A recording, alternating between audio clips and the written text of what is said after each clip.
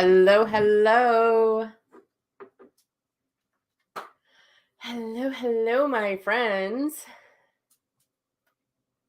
So I didn't tell anyone I was coming on because I just got home because I had a bunch of changes because of our beautiful weather. So I'm just going to hang for just a second. Can you guys hear my fire crackling in the background? It is cold here. Let me see how cold it is now. Every time I check, it gets colder. This morning it was 2 degrees in Minneapolis, and it's now minus 12 here in Fargo. And by 7 tonight, it's supposed to be, or no, by 8 tonight, it's supposed to be negative 20. Why do we live here, my friends? Okay, so I am jumping on today, Jody Harvilla. I am here for day 20 of the 31 Days of Spirit, and we've had a couple of shifts because that happened. So I thought, let's talk about it. I went to the cities yesterday, and I've been planning a trip for, I don't know, at least 3 weeks, and I had things to do the whole week. I had people to see the whole week. I had my work stuff scheduled in, all the stuff, and checked the weather a million times. I am a terrible winter driver. I don't like it. And I'm safe. I'm slow. I'm the slow girl. But I kept checking the weather because I know what the weather is like this time of year, and it can go all over the place. And so I was on my way to the cities, and the roads around here are awful. And they were awful at least halfway. And then they started to get better. And then all of a sudden it started to snow. And I was like, where's the snow coming from? So I stopped for a snack and potty break and stuff. And I'm looking at the thing and I'm like, what the hell? There's like this huge cloud of snow coming in. And they said, up to 3 or 4 inches. And I was like, where did that come from? That was not in the report this morning. And then by the time I got to the cities and finally got there, because it took forever, finally checked in to my hotel. And then all of a sudden I saw a post on Facebook that they're having this big storm coming in this week. And I was like, what? Because when I was looking, it was cold, really cold, but still most of the week. And I was like, well, I can do cold because, we can be inside and stuff. But there was no snow. And then all of a sudden this big, huge blizzard warning and storm warning and freezing cold and 40 below. And so today was going to be the best of the best for driving. So I got up super early, and it still took me forever to get home, even though, again, around the cities, it was a little slick where I was, and then it was pretty good. And then they got shitty again. So if you don't have to drive, don't drive. They're not good. And then closer to home, the roads got worse and worse and worse because we still are cleaning up from our storm we had. And so the whole week changed. So I had to cancel plans. I had to let people know. We had to shift all this stuff, right? And I know that can be really difficult for people. And because of the weather coming in, I know a lot of people that are going to have to shift their plans for the weekend. And that can be really hard for people, and it can be stressful, and like you get kind of anxious around it, and you feel guilty about it, and all this kind of stuff can happen sometimes when you have to make plans, and I don't like letting people down, right? And so I was calling everyone, and I actually have a really good group of people around me. None of them are freaking out about anything. They were all totally got it. They understood. And I wasn't the only one that ended up that we're going to have to change plans. And so I still felt bad about it, though, because you don't want to disappoint anyone else. And I was disappointed. I was really looking forward to the fun that we were going to have and stuff. And so I know some people that, let's say that maybe somebody did have a tantrum and nobody did. They all understood. They all know me enough that they know I don't like to drive in storms and wind and snow and that kind of shit. And so they all were like, yep, go home, whatever. But let's say they weren't. Let's say that they did kind of throw a tantrum, or they did get pissed off about it or something else. Like, what are some of the things that you could say about it? One of the things that, and I've actually said this before, to people that when I've shifted my plans or decided to take care of myself first, or decided not to go somewhere or whatever, it was like, well, I'm sorry that that upsets you, but my mental health and my physical health is number one on my list. That is my priority. I am my priority. And driving home earlier today felt better to me than sticking around and possibly having to drive on those roads in the dark. And I'm sorry that you're upset about it. That could be something you could say. Letting people know that it is okay that they have their emotions about it, and they can be disappointed and they can be angry if they want to be, but it's okay to choose yourself first. And that was really tough for me to learn how to choose myself first. And most often what I see, even in my own life, and as I've been walking through this with so many clients, is you will sacrifice your own health and well-being, finances, physical health, emotional health, mental health. You'll sacrifice that over somebody else to make sure that they feel okay and they're happy, and that they're not upset and all of that stuff. Meanwhile, you're slowly deteriorating your own health and well-being. And I never saw it that way. I never saw that I was sacrificing those parts of myself for years. And then it was just bluntly put out to me one day, like, you're sacrificing your own health and well-being for that. And I thought, holy shit, I never thought of it that way. And then I still continued to do it because I'm a slow learner sometimes. And every time I did it, that's what I heard. Sacrifice, sacrifice, sacrifice. And a lot of us were taught that. That's kind of a generational thing. That's our parents were definitely taught that. You sacrifice yourself for other people's happiness. It's kind of an unsaid rule, and not always unsaid. And so I thought, well, that during the holidays, that's why a lot of people do things, because they feel obligated. If I feel obligated, the answer is almost always no. Almost always. And that was something that I made a promise to myself a couple of years ago, that if I felt obligation, that is a no. And if I'm choosing to do something, that's right. I'm making the choice to do that. That's much different than obligation. Does that make sense to you guys? Hello, everyone that's going on. Yeah, I did. I made it home. I was slow, but I made it. Hello, hello, hello. Does this make sense to all you guys?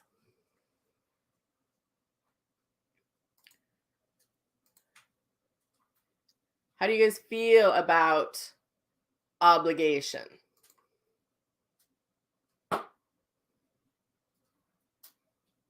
Give me a little feedback in the comments. Hold on, I got some stuff that's coming in that I don't like the feel of it. I'm also not going to argue with people online. Yep, indeed, makes total sense. Yeah, that's how I used to feel about it too. Because it sucks to make anyone feel anything less than good, right? Like, we don't like that.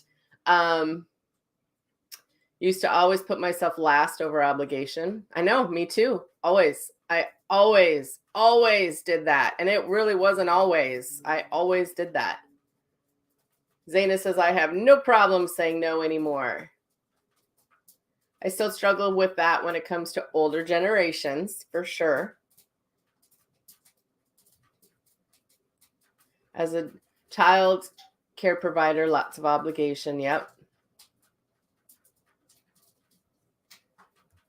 I love this. I can't believe you can't hear the marbles rolling around as I nod in agreement. I've done this all my life. Breakdown happened. I'm now more focused on me. And that is typically what happens, is we end up having a breakdown of some sort. Yep. I still do sometimes too. I'm still working on it. It's okay to still work on it, you guys. And not to beat up on yourselves if you're still working on it. I still work on it, and I do it for a living. I preach it. Like, yeah, don't do that. And then I'm like, shit, I did it again. Like, that's okay. I was always last with family and work, and working on freedom now. Yep. And breakdown does happen. And that's typically how when I broke down, and like was energetically and emotionally so strung out, I'd get sick. And getting sick was my way out of it, because if I was sick, then it was okay. Because I'd be like, oh, I have pneumonia. Oh, well, then you better stay home. It's okay. Take care of yourself. But when you feel better, give us a call so you can do this, this, and this. Okay. But let me, I got pneumonia. It's like second time I've got pneumonia in a month. Like I need something has to change here. And I kept getting sick, and I would get bronchitis, pneumonia.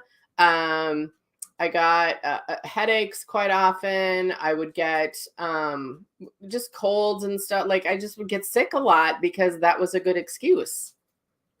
Or working 24/7, because that was an excuse that worked too. If I have to work, that was okay. If I wasn't working and I just didn't want to, that was not okay. So it was just always working. I just always have to be working. And then that burns you out too. And then I'd get sick. So it wasn't a very, it wasn't a good life. It wasn't in harmony in any way, shape, or form. It was very, very out of balance with lots of different things. Okay. So breakdowns, that'll happen. And if I'm working lots because I have a lot going on, like this month has been really busy. December is not usually busy.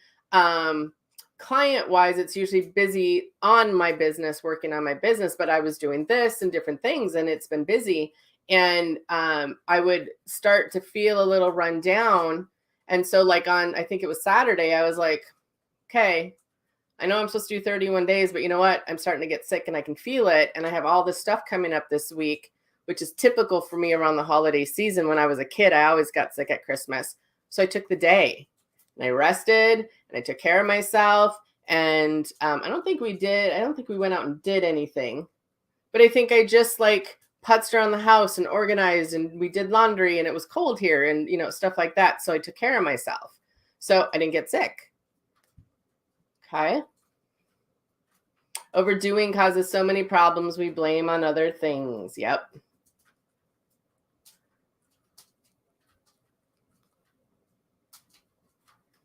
Who are all these weirdo people coming on here? Get out of here. Okay, if these people are contacting you for readings, I don't know them. Don't do it. Okay. Okay, delete the comment. There we go. All right. Yeah, you're not the only one, Christina. I think I'm probably describing a lot of us. And maybe that is part of what you want to start to explore in the new year. Maybe that's part of your intention, is learning how to choose you first. That was probably one of the hardest things I had to learn, was how to choose myself first. And I didn't do it very smoothly. I wasn't very good at that. Like I would just be very blunt and rude about it, or I can be rude about it, like with my husband. I'm like, no, I'm just not doing that. I'm not doing that. And Eli's an angel, because he'll just laugh and walk away. But it's such a better understanding of myself and learning to do things for myself. And it still feels uncomfortable. I was so uncomfortable this morning letting everybody know that I wasn't going to stay in town. I was just going to go home, because that felt less anxious to me than staying and maybe meeting for breakfast or lunch or something, because then I'd have to drive more and the roads were slick, and I just don't like doing that. And so I was like, no, I'm just going to go. I'm going to go, and I'm going to choose me, and I'm going to go. And again, I actually have really good supportive people around me that were like, go, be safe. Like, we get it. Go home. So I think it is still something that's uncomfortable, but I don't hold back as much. I still will sometimes feel guilty. Like I had to cancel on my mastermind. I never miss my mastermind. I never miss it. I never miss my mentoring calls with my mentor. I never miss. And if I'm missing, it's something big, right? And I was like, listen, like I'm in the cities, I need to get home. And she probably felt my anxiety. I was like, I got to get home. I don't want to be trapped here in a hotel by myself. I want to go home. And she was like, yeah, it's fine. It's totally fine. And I was like, okay, it's winter. She's like, it's fine. Totally get it. And I still kept trying to explain why I needed to miss that meeting today. And she told me several times, it's fine. We'll just reschedule. And so the justification also was a piece of it. First, I had to learn how to pick myself, and then I had to learn not to justify. And the sentence that I use often is, oh, sorry, no, it's not going to work for me. And then you stop talking. Most of the time, I would continue to keep justifying. It's not going to work for me because of this, this, this, this, and this. I don't need to justify my choice. I can just make the choice. Sorry, that's not going to work for me. And then you sit in that uncomfortableness. Can you do it? Are you going to try it? How many of you can try that a little bit? Selfish, always thrown around when I choose myself. Yep, let them throw that. It's okay to be a little selfish. And here's the thing. This is another thing that I heard a long time ago, and I loved it. If you are concerned about being selfish, you are not selfish. If you have any little inkling of like, oh, that's kind of a selfish choice, you're not selfish. Because selfish people that are true, kind of the ugly selfish, I think there's different variations of selfish. The ugly ones that just really kind of don't care, I think that's a different energy. Choosing myself and loving myself enough to choose me, that's different energy. And I'll choose that selfish any day. Paula said, I'm so glad you went home. You did the right thing. I did. And I felt that as soon as I left, I was like, oh, this feels so much better. It was a long trip. And I'm tired, but it definitely was the best choice for me.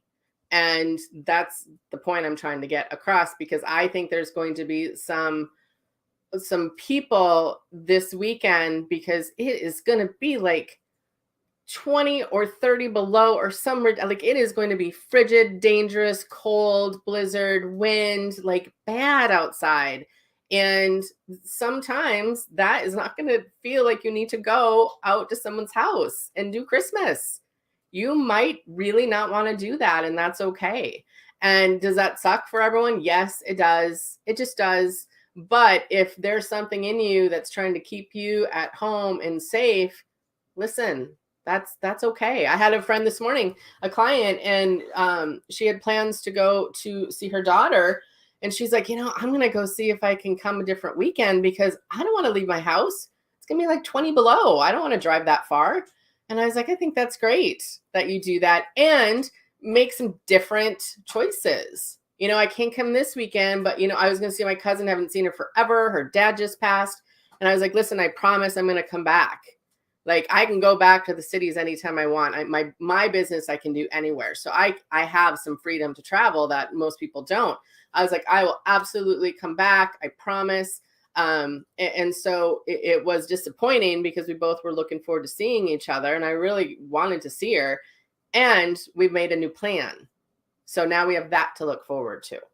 So sometimes you can do that too. Okay.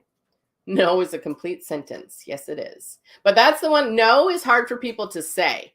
So until you can get to know, because I can say no now too, but until you can get to know, it might be, I'm really sorry. That's just not going to work for me. Just really sorry. It's not going to work for me. That was an amazing sentence for me to learn. I remember the first time I said it, I was like, yeah, I'm sorry. That's not going to work for me. And I just sat there waiting for them to be like, what do you mean? And they're like, oh, okay, well, thanks. Maybe next time. I was like, okay, hang up the phone. I'm like, well, it worked. It worked. So yeah, I hope you guys do try it. Good. A couple of them are going to try. And just know it's going to be uncomfortable, and it's okay to be uncomfortable. It really, really is. Because in life, there's just so much coming at us all the time. And I think part of the mental health issues that I hear about through people all over the place is because they're not choosing their own mental health. They're not choosing their own emotional health. They're not choosing themselves at all. And I think that's where a lot of people get into trouble. So they're not choosing themselves first. How do you not feel that guilt or disappointing of others? I still feel it. I still feel it. But what I remind myself is that's for them to feel through. That belongs to them. and they get to feel disappointed. Hold on a second. I have someone delivering cookies. Hold on. Don't go away. Hello. I'm doing a live right now. Thank you. Merry Christmas. Tell everyone Merry Christmas. Okay. See you. Thank you. Don't slip. It's really icy up there. Look at that. Cookies. Love it. I love my tax and accountant person. She's amazing. Okay. So, question, how do you not feel that guilt or disappointing of others? I still feel it. I still feel it. And what I remind myself is that's okay for them to feel that. People get disappointed every day. We are disappointed all day. If I feel disappointed in something, it's okay. I don't like that feeling. Nobody does, but I'm an adult and I can learn to work through my own feelings, but so can the other people. I was really disappointed today. I still am. And so I'm working through my own disappointment. And then I can remind myself, oh, if I can work through it, so can they. They're adults. It's okay. You can learn about disappointment because it's not something that you can get away from, being disappointed in life, which sucks, but it's true. You know, teaching little kids to work through disappointment is a big thing. You know, Christmas used to be super disappointing because I had friends that had their families had more money. They would get all the name brand stuff. I would get all the knockoff stuff or the homemade stuff or whatever. And I'd be like, oh God, this sucks. And I would have to work through my disappointment and I would get over it. Might take me some time, but I'd get over it. And so the other adults that maybe were disappointing, they'll move through it too. So just, you have to keep reminding yourself, they are adults. They can move through that piece. Okay. And Samantha says, how do you stop explaining or justifying or defending yourself? Sorry, that's just not going to work for me. And you just have to stop talking. It's so hard. I think that was probably the hardest piece for me, was not necessarily always saying the no, but justifying myself. I don't need to justify myself. So I literally would, if I'm on the phone, this is what and I'm not kidding, I would actually do this. Yep, I'm sorry, that's just not going to work for me. And I would literally shut my mouth and close it and put my hand over it. So I would stop talking. And it would be uncomfortable in that silence. And then all of a sudden they would be like, oh, well, okay. You know, if things change, let us know. Yep, sorry, it's not going to work for me. So it's practice. It's just like intuition. It's practice. It's always practice. But I would literally physically have to put my hand over my mouth so I would stop talking. And it was funny because I would explain something to my mentor and then I would start justifying it. And she would be like, stop talking. Why are you justifying it? For sure, I didn't need to justify it to her, but I felt like I needed to explain it to her. And she goes, you're not explaining it to me. You're justifying it. And I was like, oh gosh. And I absolutely did not have to justify things to her. So I practiced with her. I practiced with a safe person. Like she would be the people, and I had several, she would be the person that would ask me and that I would have to say no to. And then I would have to just practice and we would sit there in silence. And I'm like, oh God, I hate this. But it helped to practice with someone that didn't have any judgment on me. So that was really helpful too.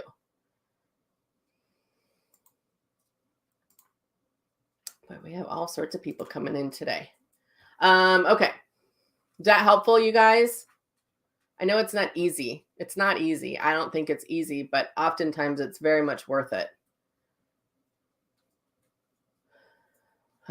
This is another good one, Paula. Great point. She said, I had to make a decision 2 years ago and it was long coming, but I sometimes feel sad or left out when I see the group out and about.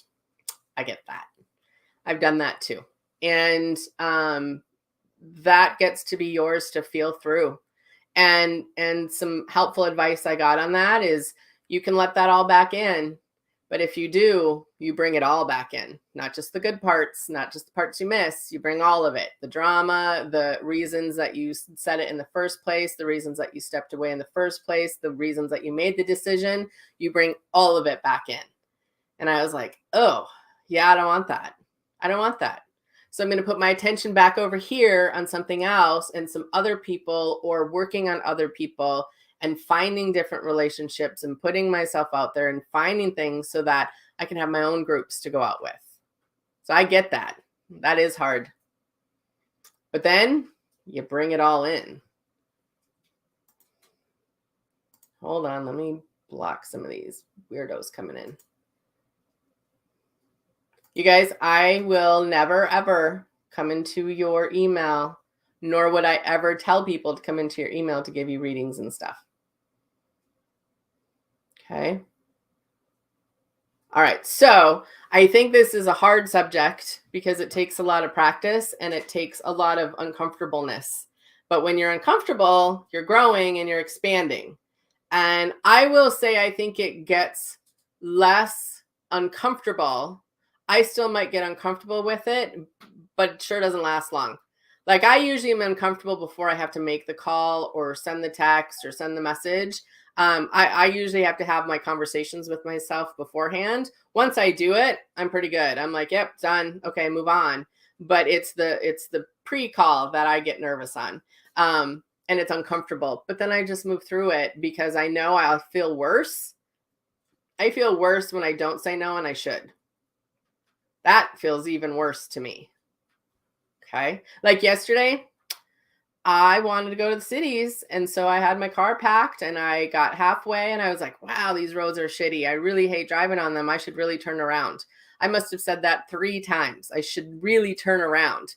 And then I thought, well, really want to see my friends, my family. I really want to go. And I didn't turn around. And by the time I got to the hotel, I texted my husband. I'm like, this was a dumb idea. Should have stayed home. I don't know what I am thinking. Now big storm's coming in. So I got to drive home tomorrow anyways. So like I had it and I should have said no, but I did it anyways because, and it wasn't an obligation to me, but I really felt like I wanted to go see people. But my intuition was still talking through, trying to get me to listen. And I kept justifying back towards my intuition why I should keep going. So it can work a lot of different ways. Okay. Does that make sense? Okay. Any other questions on this, my friends? I'm glad we talked about this. This seems like a very good conversation. So tomorrow is the winter solstice. And new moon energy is coming in. I can't remember if the new moon is tomorrow or Thursday. I'll double check for you guys. So I want to get together tomorrow and talk about the solstice. I would love to take you through a little meditation. And we have a little announcement tomorrow as well. You're seeing a few of it on my wall and stuff, but we'll talk more about it tomorrow. So I think let's do...